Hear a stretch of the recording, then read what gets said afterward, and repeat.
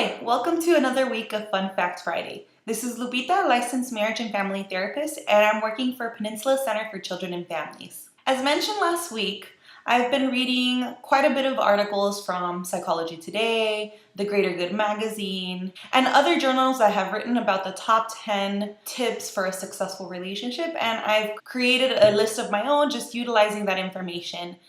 I've also seen how these tips have helped my clients improve their overall satisfaction with their partner. First and foremost, there's a reason why this is tip number one. I'm sure you've heard it before. How can you love someone when you don't even love yourself? How do you date someone that you deserve when you don't even know what you deserve? There are a lot of studies that support this notion. High self-esteem predicts better relationship satisfaction, and high self-esteem in both partners is an even better and stronger predictor of relationship satisfaction.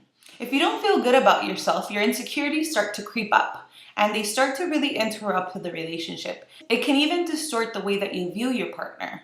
According to research in the Journal of Personality and Social Psychology, researchers asked women and men to complete a questionnaire about themselves and their self-esteem. Then they asked how threatened they felt by their partner's imperfections. Those with low self-esteem were not only threatened by their partner's imperfections, but they were also more likely to view their relationship in more black and white type of terms. So the views of these people in their relationships change very quickly. One minute, things are very, very good and going very well. The next minute, things are going terribly wrong and they're thinking about breaking up, and it's just a whole different story. This ultimately makes the partner feel very insecure and very unsettled. It's a very unsettling feeling to have a partner who acts this way towards you. Having low self-esteem can even create unjustified feelings of jealousy, paranoia, and even resentment.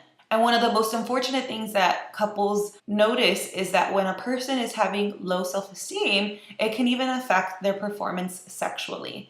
Now, if you think about it, how can you be intimate with your partner when all you're thinking about is how you look when you're naked, or whether you're going to be performing well, or even wondering if your partner wants to be intimate with you to begin with? This inner script, or these negative thoughts, these are all called cognitive distortions. The key to rebuilding this confidence is to really start to re-script these inner thoughts and really start to change these cognitive distortions. Typically, a person with low self-esteem will have this inner script that says, I'm not good enough, or no one loves me, I'm unlovable, all these different thoughts that really affect us emotionally and end up affecting the way that we interact with other people, our partners included.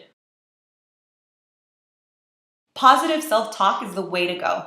The key here is that when you start to notice that you're thinking negatively, tell yourself that this negative talk is unrealistic and it's just a negative distortion.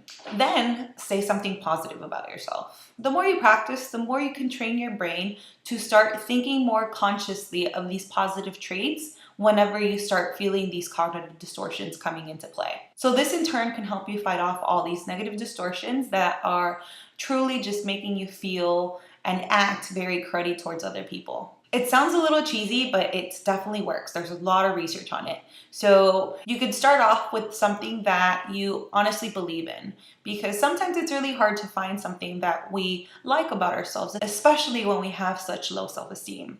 So think about this. Start identifying at least one thing that you like about yourself.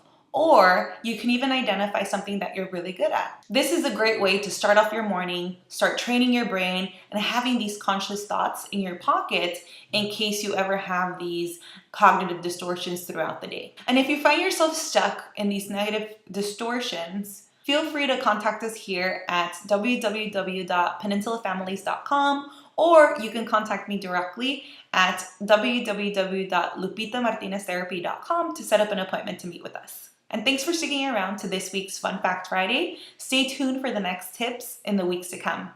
See you soon.